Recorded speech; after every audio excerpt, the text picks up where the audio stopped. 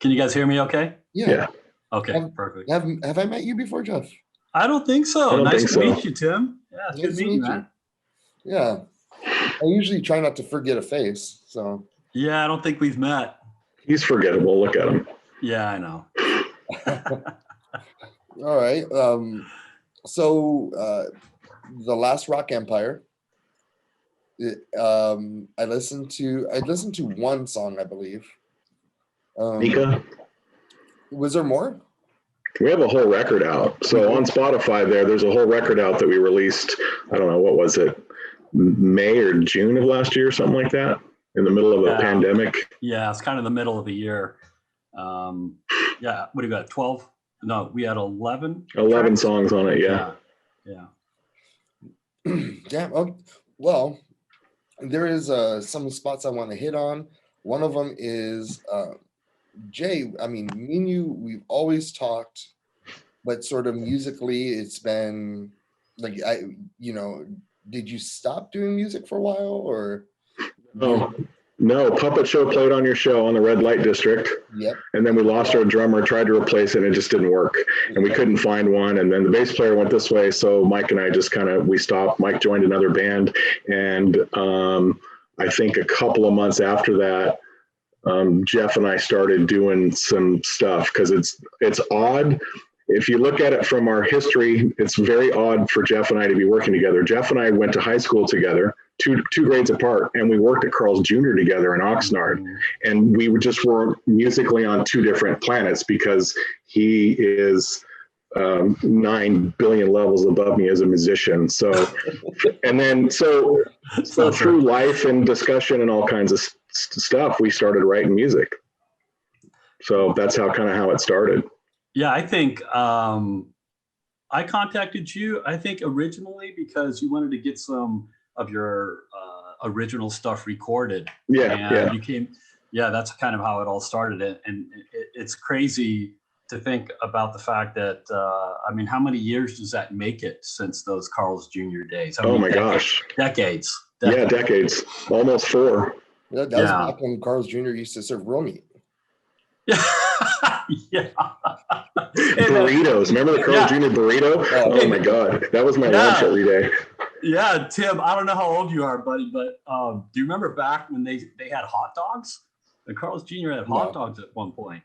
That was a little bit above mine. I'm almost 40. I'm in my mid to late 30s. Oh, you're a kid. You're a kid. We're both old fucks, so. Oh, dude, man, we're having like this youth revolution now in our scene where there's a lot of youth like that are pushing the music thing. Yeah. And every time these fuckers come on my show, I'm like, oh man, am I the weird guy? Am I the weird guy now? And I'm trying to figure out my role in the scene. Right. It's weird. I don't want to be fat. I don't want to be the fat guy, so anytime I start gaining weight, I get all super self-conscious. Oh man, I know. Well, we have the same thing because we're not spring chickens here, but we hope to flex in the music. You know what I mean? Yeah. So that's that's kind of where we're coming from. Yeah, we're older, we're fatter. We don't hear as well as we used to, and all of that. But beaten up by life. Yeah, asses kicked by life and everything. But that all goes into the music. I think that fuels the richness of the music that we write. So yeah, I swear, like when we first started doing it, every single person was older than us. Maybe a handful that were younger than us, but now it's like we are older than me and Nicole are older than everyone now. Yeah. And so it really hits my ego pretty hard now. Yeah, we're not. Everybody's younger than us. Yeah. Oh, for sure. I don't care. I don't give a shit. I don't care either. I'm to that, whatever. So Jeff, you're, I'm guessing, a music guru. You have a billion guitars behind you. I got a nice little collection. So this is what happens when you get old. This is like for my 20s, for my 30s, for my 40s. It's like you get to get more equipment as you get older. I like your 90s guitar. Oh yeah, right. I've got more on the other side, but I don't want to tip my hand too much of what I got here, if you know what I mean. But it's fun. What's your background? I started off doing music and I was studying music in my 20s and I wanted to do that as a career.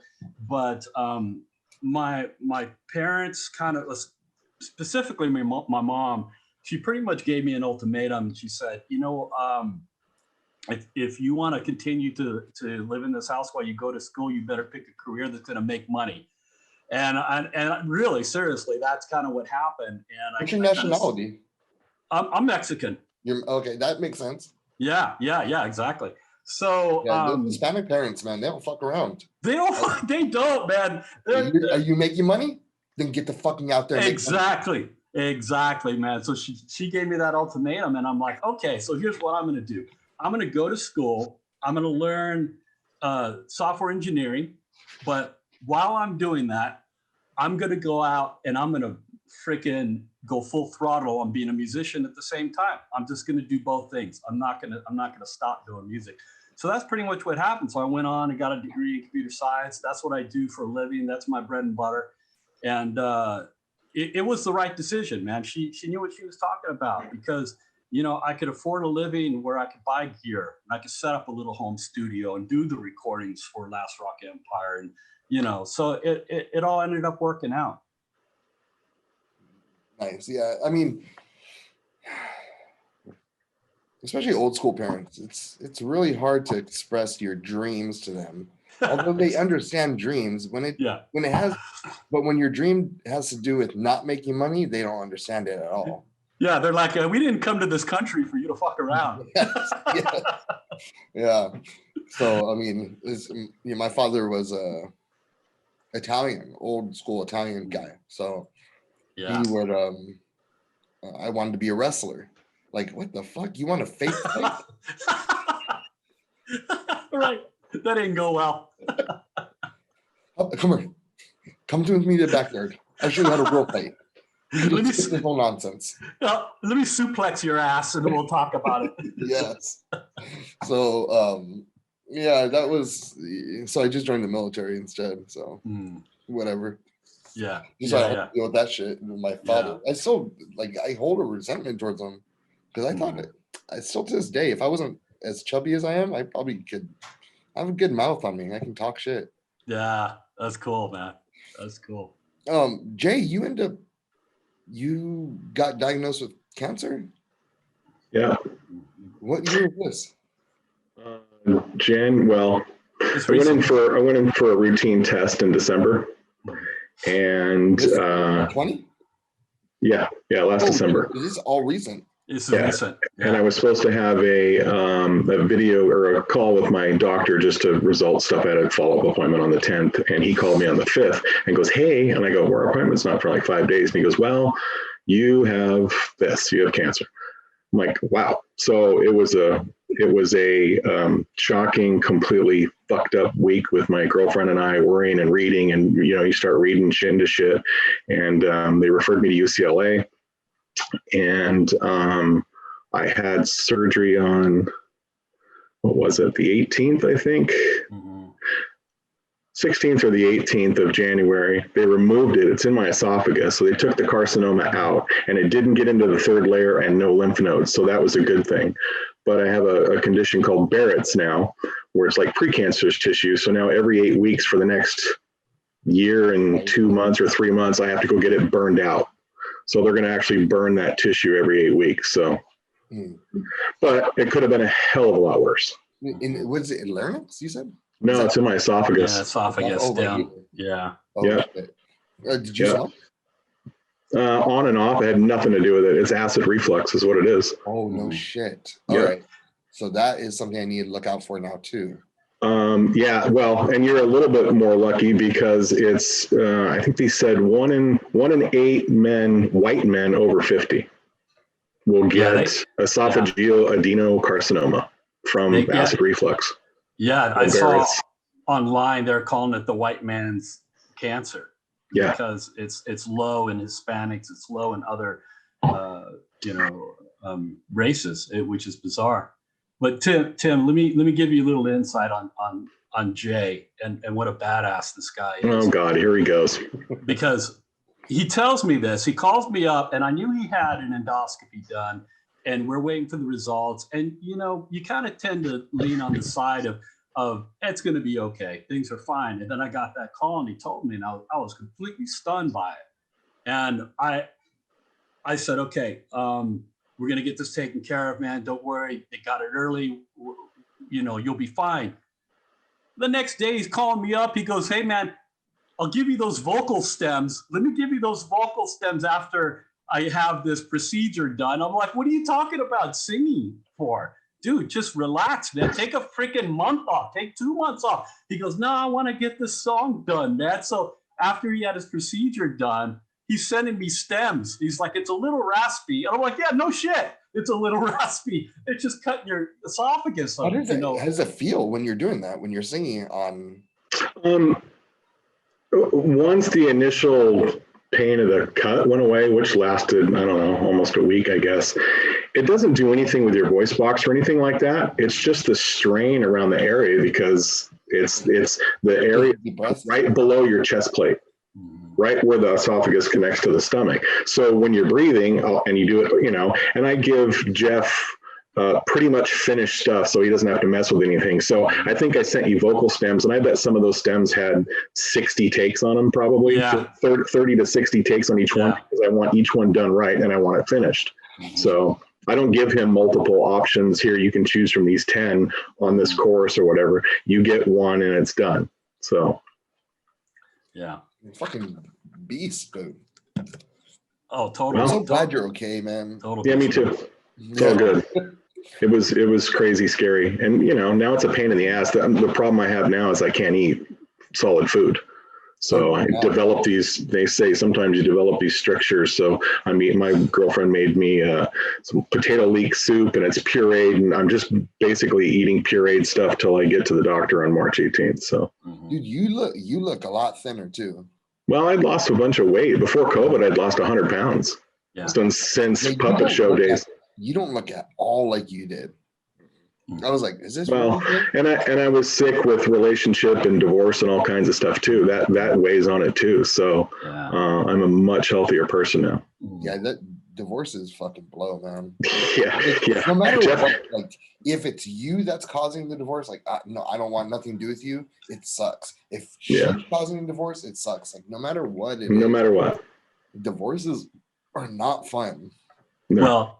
This is what this is Jay, you know what I'm going to say. The first album is basically revolving through the beginning, in the middle, and the end of divorces. We went through divorces at the exact same time. Yeah. So that first album, we were both going through divorces. And basically philosophically married to the same person. So the entire record, lyrically, musically, everything is just deep into the subject. Yeah, it's steeped in narcissistic behavior. A lot of the lyrics and stuff have to do with that. It's not really blatant on the nose, because we don't write like that, but it's in there. If you listen carefully, you'll hear what we've gone through, you know, and there's ramifications for living with somebody who has narcissistic tendencies. It's an abusive relationship. I was in my marriage for 20 years. What about you, Jay? Close to 20? Yeah, 28 years. And if you're the recipient in that relationship of a narcissistic person, your character changes. You lose your identity. All kinds of shit happens to you. So that album was really cathartic to write, because we traveled through all of that till you get to the end. And the last tracks, it's almost the sequence of the songs are really chronological. So we wrote the first one. That was the first song that we wrote. So if you listen to it all the way through, that is the order that we wrote them in. And you get to the end and it's pure elation, because we got through to the other side. We made it to the other side. So the last two tracks are my favorite tracks on the album. Yeah, me too. Those are the best. They feel so good. So like what you guys are saying, like I find so true, because if you're in a relationship with somebody that's like that, very self-centered, that's it. It's their way, no other way. Exactly. You change who you are, because it's no longer, this is me and I'm bringing this to the table. That's you and you're bringing that to the table. It's I am reacting to your toxic behavior. And Totally. therefore I don't have a identity anymore. 100%. 100%. I was there, man. I was a little younger, but I hear this shit, you know. She was crazy. I don't when I feel like I can't breathe or like Yeah. overwhelmed. Yeah. I'm Yeah. too of a creative person, or I was just too Yeah. much of an asshole at the time. So fuck this, I'm gone. Yeah. Yeah. Hands up. You win. Yeah. And you do that for years. You win. Okay. You win. And you learn just to go, okay. And you just deal with it. Yeah. It gets complicated when you have kids, you know, because I have Yeah. a son and, you know, Jay's got kids, and because you stay for the kids, because you it's kind of a protective thing too. You want to protect your kid Yeah. from the person who's abusive in the relationship. So you stick around and you keep an eye out for things, and you stay in the relationship longer than you should. I would have been gone if I didn't have any kids. I would have been gone 5 years into it, but we had our son Me 5 too. years into it, and that was it. I stayed. I went 15 more years past when I should have, and then finally couldn't take it anymore. Yeah, my son was like 2 when it happened. But she was very she made it very easy for me to just say no. I mean, I was around the kids all the time. I was the one doing, you know, I was being Mr. Mom. Yeah. And so That. when that happens, when you become Mr. Mom and no one's bringing nothing to the table, financially or, you know, as a mother. Yeah. Right. Fuck it, dude. See you later. Yeah. I don't need it, you know? Yeah. And I was young too. I was still in the military. I didn't want to go away or do something and have to worry about this bullshit. So then I had to get out of the military because, you know, I had my son a certain amount of time. Yeah. So I feel you all. Yeah. What is your plan? You know, we're in COVID right now. We had a plan. Went to shit. We had a plan. We were going to put, you know, Jeff and I do most of the stuff. Jeff's a multi-instrumentalist. I pitch in what I can. We have some keyboard help, who's a guy who's retired and traveling around the world now. So we were going to put the rest of the band together, whether we hired guys or whatever, and go out and play the record live. And then pow. And then we said, okay, well, this isn't going to happen for a while. So we said, you know what? Let's just write another record. And we started writing. Yeah.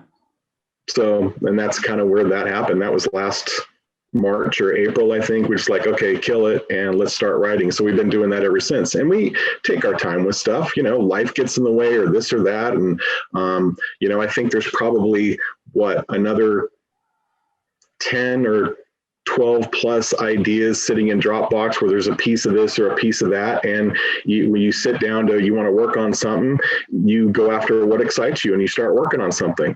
And sometimes everybody gets on board at the same time and goes, okay, we're all going to get this thing done and finish it. Like this one we're finishing right now. So, and then we finished Nika, which I think set the bar for the next record so freaking high that we were going, oh fuck, we're not going to write another song like this. This is crazy. And then we released it and then went, wow, man, the stuff that's coming after this just keeps going up and up and up. So we're kind of fucking ourselves along the way, I think, which is a good thing because we push ourselves because we don't want to do anything that doesn't sing to us somehow. You know what I mean? And I did hear Nika. Yeah. That's the one I think you sent me, and then Spotify just had other plans and started playing me Drake and fucking Too Short. So I don't know how that happened. Yeah, I just sent you the link to the single. There's a page there that's got everything on it. And that song is really was about everything that was going on inside lockdown, COVID. And basically the whole song is about politics, lockdown, COVID, life, and everything sitting inside in reference to the Wizard of Oz. So if you go back and listen to it again, the entire thing is steeped in it, in the story of Wizard of Oz. Yeah, because Nika stands for not in Kansas anymore. Ooh, okay. Yeah. Yeah. And we're not in Kansas anymore. Yeah. Yeah, a lot of the whatever your Kansas is, right? Yeah, the riots. I think the riots were going on pretty heavily. The Yeah. Black Lives Matters was going on. A lot of division, between the parties, and it was like just all hell broke loose on Earth, man. And it was like we were writing this, and I said to Jay, I go, you know what? We can hold on to this until we're done with the second album, which is going to be, sometime later in 2021, but it may not have the same impact. So let's release it as a single and get it out while it's still relevant. And, Yeah. that's what we ended up doing with that. But you're right. It did set the bar for the rest of the material on the second album. But the thing about the second album, it's crazy because usually the sophomore effort from a band is not as good, because the first album, that band has a lifetime to put together the best tracks to put on that first album. Our second album is going to be better than the first album, and it's all material that is written in a collaborative way, as opposed to the first album. I brought some songs in, and Jay brought some songs in, and then we kind of finished them up. And it's a little, I would say, a little bit disjointed in style in some places. Yeah. Yeah. But by the time we got to the end, we really hit our stride, and then that momentum slid into the second album now. And now every track that we're doing has got the same, same strength to it. It's cohesive. It sounds like Last Rock Empire. It's got a style deep, to it. lyrically Yeah. and musically, Yeah. and we're really adding on each other's stuff. Mm-hmm. What did you guys take on everything that's transpired in the past year, from COVID to politics to just an angry society? Go ahead, Jay. No, I was going to say, go ahead, Jeff. Okay. Well, That's a deep one. that's a hell of a question. Yeah. I mean, it really is. Without getting too political about things, I would say, anytime you have a leader whose method of dealing with problems in society or in problems in the country that he reigns over, and they do it in a way that is not through love and respect and equality, fairness, you're going to have division. When you put a class of people above another class of people, when you say things that make people feel more empowered and other people feel less empowered, you're going to have, it's like just throwing gasoline on a fire. And I think that that's what happened. And we had that starting, 4 years ago. It started, but it didn't really kick in until we're confronted by this big fucking monster called COVID-19. This thing came in and just blew everything up, because now this country and the world, but specifically this country, is faced with dealing with the worst problem it's seen in I don't know how many years, and it's dealt with in a way that I think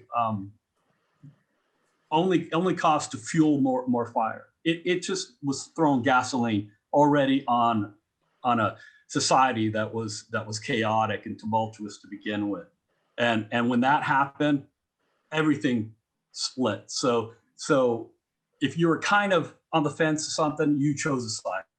Everybody got polarized, and when that happens, man, you got these people hating these people. You got police doing things that people over here think are wrong. You got this group of people hating this group of people. So I personally think a lot of that has to do with the leadership of the country and how things were dealt with. I don't know, Jay, what do you think? I would agree on every point. When you get stuck in the middle of this and you watch all this crap and you've been through what Jeff and I have been through and all that stuff, I would just, it's an extreme lack of love and respect. And this society, this country, and this race is not going to further itself or get off this planet at some point or anything without somehow getting back to that on some level as a group, as humankind, because it doesn't work. It just doesn't work. Yeah. this, what I've, you know, I'm not as old, but seeing the constant cycle of, you know, what it seems to be every 4 years from what I can remember since 1992. Oh, it's time for election. Oh, gotta stir up the race. So Yeah. and I've never seen, I mean, I've seen presidents come and go from both sides and still the same shit. So and this is just, I'm just talking, you know, just guys talking, whatever. Have you, I mean, you guys have been you guys are a little older than me. You guys seen a little more. Am I seeing the right thing? Am I correct in seeing that almost every 4 years there's something drawn up that forces people to have this same conversation? Oh, race. I would completely agree with that. Sorry, Jeff. I would completely agree with that. I just think, as Jeff said, the last year of the last 4 years, this whole thing hitting and everything, that it was magnified exponentially, and some of it on purpose, and not just from the leader of the free world, but a lot of other sources. It just got magnified, and it got put under a microscope. And that's all it was. And it was all you're being fed from any media outlet on either side or in the middle or wherever. It just got magnified. I think this is the worst I've ever seen it. And, you know, I'll be 56 this year. Yeah, I think when the pendulum swings, I mean, like to your point, Tim, is that when the pendulum swings, it's swinging in a wide way. It's not swinging like this. It's like this. We had our first Black president, you know, that pendulum swung like this, and the people over here didn't like it. No. That was far extreme. Then you come back around and you have Donald Trump. These people over here are going crazy, you know. Then it swings back. You got a Biden, and then you got a woman vice president. These swings are like crazy, you know, and that's what's happening. And also, the media doesn't help a lot.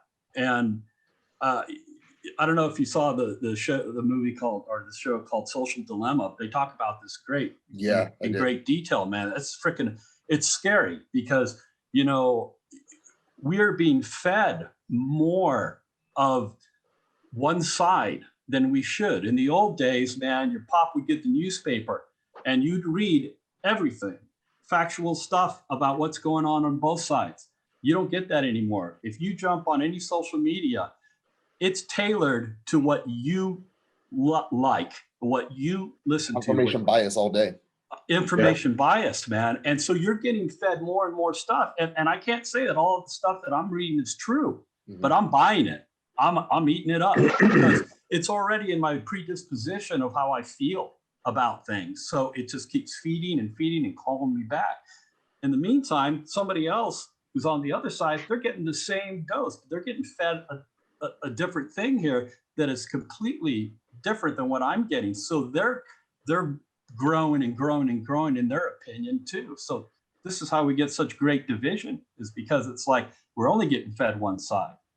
And that's kind of a dangerous thing. What I've noticed too is I think that the way, I think the way that we're headed down is we don't have journalists no more. We have people who are activists. And so with every stroke of the pen on both sides, it's more of an opinion piece than actual fact. It's even seeped into NPR, and that's my home ground. That's my middle ground. Yeah. And so I don't know what is what anymore. And so therefore, when I see, you know, a friend of mine, which I don't do this at all, I'm just saying for an example, post something that is different from what's in my feed on a constant, like in my head, I'm like, no, this is right. I see this every day. I watch this channel every day. And now I'm like, no, this is right. You're fucking an idiot. And instead of, you have so many people who aren't really articulate with words. It's like, oh, fuck you, you're dumb. Like, that's it. Exactly. Oh, do your research. Like everything. Exactly. Yeah. Exactly. Fake news, this, that, whatever. You know, I have a very close friend of mine who I won't say his name, but he's a staunch Trump supporter. This is a guy I've known almost all my life. Very, very close friend. I do. I'm on his YouTube channel a lot. We talk about music and stuff. And before we hit the record button, we've had little political discussions because we're on opposite sides.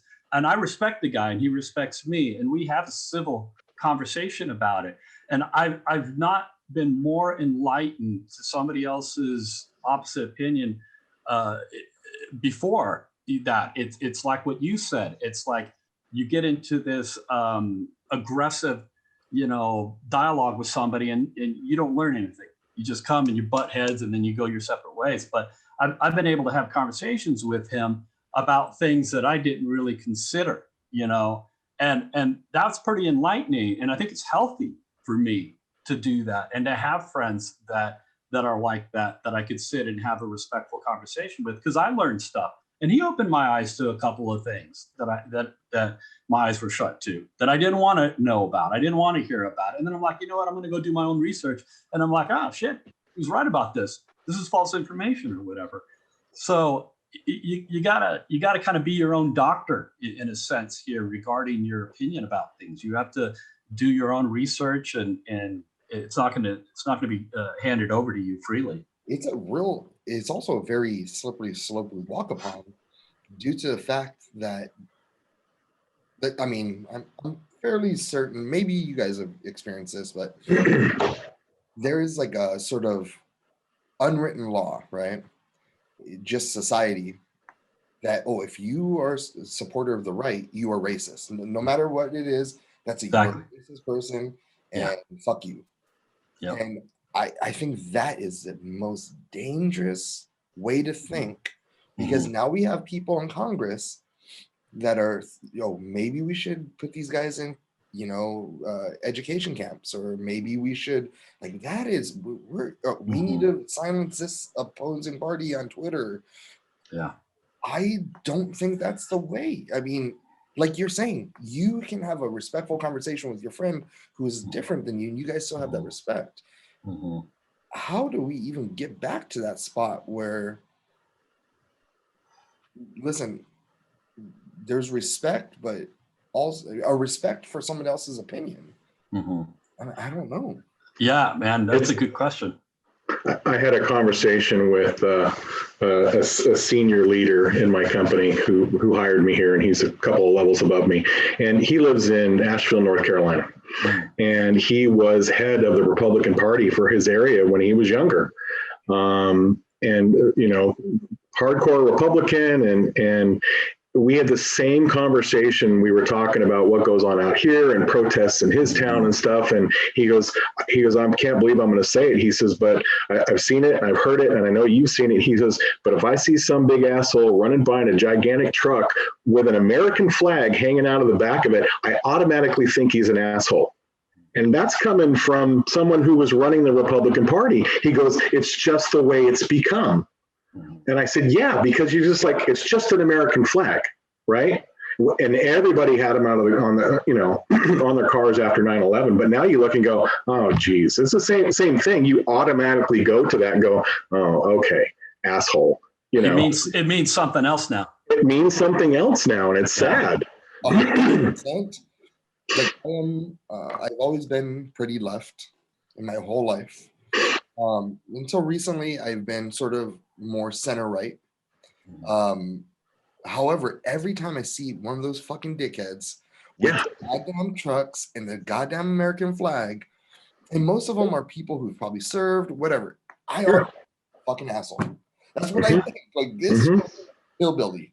You're like, you're like, you're blowing it for me. Right, you're blowing it. I mean, I used to be Republican. I changed when Trump was elected. I switched parties, and there are things about, you know, that side, about the left side, that I'm not crazy about, you know. But it's like, I'm kind of left. I'm like, well, do you want to be part of this crazy fucking group, or do you want to be over here where you're not? I mean, really, there's no place for me. And like, you know, you're saying you shifted, now you're kind of center right. And it's like, yeah, there's like, we need another place to sit in here now. Well, here's the thing, from what I understand, and I guess I don't know if you read this, Tim or Jeff, but I guess 2 Fridays ago, there was a Zoom meeting with 120 people on it. Some people in Congress and the House, on both sides and outside of it, that are having hard discussions about creating a new party that is just right of center, because they think the Lindsey Grahams and those people of the world, the Josh Hawleys that are running down to Mar-a-Lago and playing golf and figuring out how to do this again, they think they've gone off the deep end, and they want to pull it back a little bit. They don't want to go to the left, but they want to go just right of center where they think it should be. Mm-hmm. So it's really interesting to see if a third party pops up. For the first time in my life, most of my friends are not right or left. Mm-hmm. Like, this is the first time in my, like, I have extremists. I mean, we live in a rural, liberal town, right? Mm-hmm. Where there's a bunch of left-leaning people, but it is so crazy on both sides. They're like, I'm not like this, I'm not like that. And so that's what I saw. I was like, well, I don't go to church, but I also am not all about calling, there's 100 different meanings for him or her. And so anyways, guys, we got less than 1 minute. I'm sorry. Please, where can people find you? It has been an awesome conversation. Thank you so much for your guys' time. And what is new coming out? You got 50 seconds. Go ahead, Jeff. Have at it. Yeah. So right now we're all over the streaming, every streaming thing, Spotify, Amazon, everything YouTube. else. YouTube, where you can stream for the first album. It's called Death to the Monkey People. And we're currently working on the second album. I think we're 4 songs, maybe 4 or 5 songs deep. We're getting ready to wrap up, I think, the 5th song. I think at the rate that we're going, maybe possibly an October release, maybe something, towards the end of the year here. And it'll be same media. We don't do any hard media, right? I mean, we're not doing any CDs or anything. Everything is streamed or downloaded. And then look for us when the world opens up again. Look for us to get out on the road and do some live stuff. We can't wait to do that. We're chomping at the bit for that. We're going to hire the most kick-ass musicians that we can find to come out and do this material and do it justice, because the stuff is not easy to play, and we want to make sure that we're doing it. We don't do it a disservice, and that we do it right. So we're going to get the best guys that we can, and when we go out and play live. All right, that's it. Thank you so much. It's been an honor and a privilege. Good luck with everything, and we'll talk to you soon. Thanks a lot, Tim. Thanks, Tim. See you, brother. Bye-bye.